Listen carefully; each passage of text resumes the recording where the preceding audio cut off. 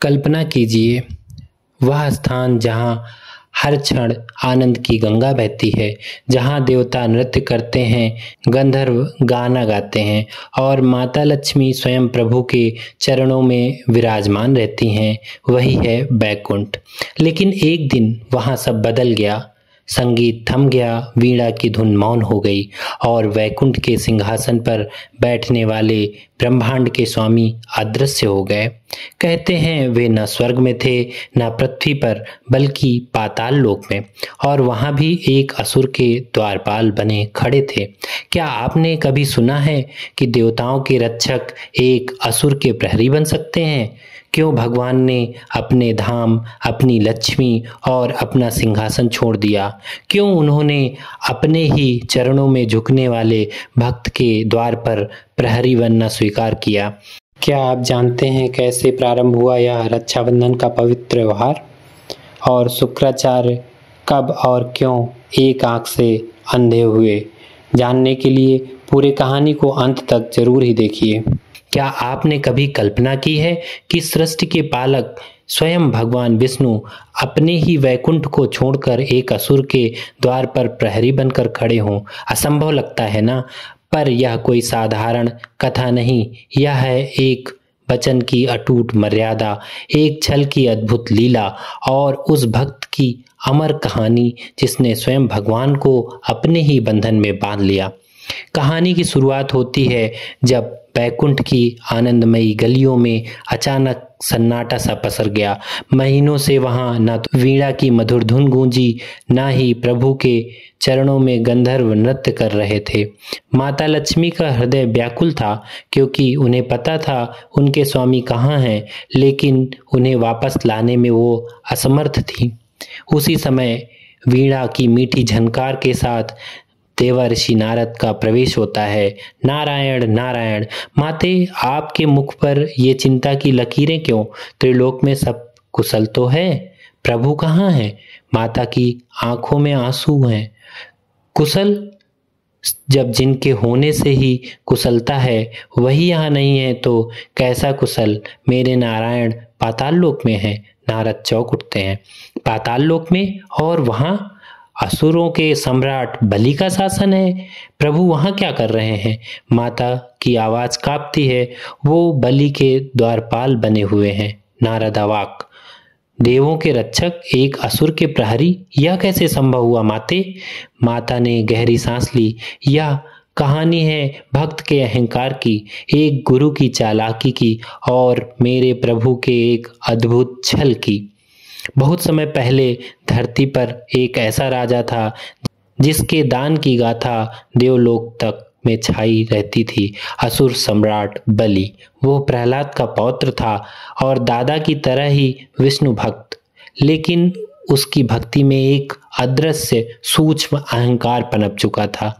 एक दिन बलि ने अपने गुरु शुक्राचार्य से कहा, गुरुदेव, मेरी तपस्या और दान ने मुझे इंद्र से भी महान बना दिया है। स्वर्ग पर मेरा अधिकार है। बस एक अंतिम अश्वमेध यज्ञ बाकी है, फिर मैं त्रिलोक का स्वामी बन जाऊंगा। गुरु ने चिताया, बलि तुम्हारी शक्ति अपार है, पर देवता छल में माहिर हैं। याद रखो, तुम्हारे दादा को नारायण ने वरदान दिया था कि वह तुम्हारे वंश का विनाश नहीं करेंगे, पर वे छल से तुम्हें रोक सकते हैं। बलि हंस पड़ा। गुरुदेव, अगर स्वयं नारायण भी मेरे सामने याचक बनकर आ जाएं, तो मैं उन्हें भी खाली हाथ नहीं लौटाऊंगा। यज्ञ का दिन आया।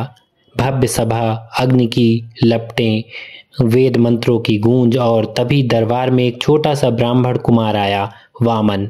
सौम्य मुख, शांत आंखें, एक हाथ में छाता और दूसरे हाथ में चमकता हुआ कमंडल। बलि ने आदरपूर्वक स्वागत किया। मांगो बालक, सोना, रत्न, गांव, हाथी, घोड़े, जो भी चाहो मांग लो। आज यज्ञ का दिन है, तुम्हें सब कुछ मिलेगा। वामन मुस्कुराए। मुझे धन की चाह नहीं, बस 3 पग भूमि चाहिए जिसे मैं अपने इन छोटे पैरों से नाप सकूं। सभा में हल्की हंसी गूंज उठी। 3 पग? और वो भी इतने नन्हे पैरों से? बालक, मैं तुम्हें पूरी पृथ्वी दे सकता हूँ। वामन ने दृढ़ स्वर में कहा, राजन, संतोष में ही सुख है, अधिक की लालसा अंतहीन है। मुझे बस 3 पग भूमि चाहिए, वो भी मेरी साधना के लिए। शुक्राचार्य ने बलि के कान में फुसफुसाकर चिताया, रुक जाओ, यह कोई साधारण बालक नहीं, यह स्वयं विष्णु है, छल करने आए हैं। पर बलि अडिग, अगर ये विष्णु है तो यह मेरा परम सौभाग्य है कि मैं आज प्रभु को कुछ देने लायक हूँ। जब संकल्प का समय आया, शुक्राचार्य ने अपनी माया से सूक्ष्म रूप धरा और जलपात्र की नली में जाकर बैठ गए ताकि संकल्प का जल बाहर ना आ सके। वामन समझ गए। उन्होंने मुस्कुराकर एक सूखी कुसा घास का तिनका उठाया और नली में डाल दिया। नुकीली कुस ने सीधे शुक्राचार्य की आंख छू ली। वे पीड़ा से तड़प उठे, बाहर निकले और उनकी एक आंख सदा सदा के लिए नष्ट हो गई। बलि ने संकल्प लिया और तभी इतिहास बदल दिया। वामन का छोटा सा शरीर फैलने लगा, बढ़ता गया तक कि उन्होंने विराट रूप नहीं धारण कर लिया, जिसमें उनके चरण, सिर और बाहें पूरे ब्रह्मांड को आच्छादित कर ली। पहले पग में भूलोक नप गया, दूसरे पग में ब्रह्मांड और स्वर्गलोक। विष्णु ने बलि से पूछा, 2 पग में मैंने सब कुछ नाप लिया, अब तीसरा पग कहाँ पर रखूं? अहंकार टूट चुका था। बलि घुटनों में झुका, प्रभु तीसरा पग मेरे इस सिर पर रख दीजिए और मेरे अहंकार का अंत कर दीजिए।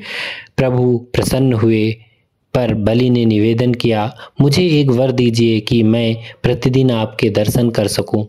विष्णु ने स्वीकार किया, मैं सुतल लोक में तुम्हारे द्वारपाल के रूप में रहूंगा। और इस तरह एक भक्त के वचन ने स्वयं भगवान को बांध लिया। माता लक्ष्मी ने यह सब बात देवर्षि नारद को कहा। मार्ग है माते, पर आपको बलि के पास देवी नहीं, बहन बनकर जाना होगा। श्रावण पूर्णिमा के दिन माता लक्ष्मी ने साधारण स्त्री का रूप लिया और बलि के सामने पहुंची। राजन, आज रक्षाबंधन का पवित्र दिन है, पर मेरा कोई भाई नहीं है। बलि ने कलाई आगे बढ़ाई, आज से मैं तुम्हारा भाई हूँ। लक्ष्मी जी ने रेशम धागे से बनी हुई राखी बांधी। बलि ने कहा, बहन अब मांगो, क्या चाहती हो? माता ने नम्रता से कहा, भैया मुझे मेरा पति लौटा दीजिए। बलि मौन हो गए, फिर मुस्कुराए। राजा बलि हार सकता है पर भाई नहीं। जाओ माते, प्रभु आपके हैं। उस दिन से यह रक्षाबंधन के नाम से अमर हो गया, भाई बहन के पवित्र प्रेम और वचन का प्रतीक बनकर। मित्रों, मेरी यह कहानी आपको कैसी लगी कमेंट करके अवश्य ही बताइएगा। मेरे इस कहानी को अपने मित्रों और परिवारजनों के साथ शेयर कीजिए, लाइक कीजिए, मेरे इस चैनल को सब्सक्राइब कीजिए। मिलते हैं जल्द ही किसी दूसरी कहानी के साथ। तब तक के लिए नमस्कार, जय हिंद।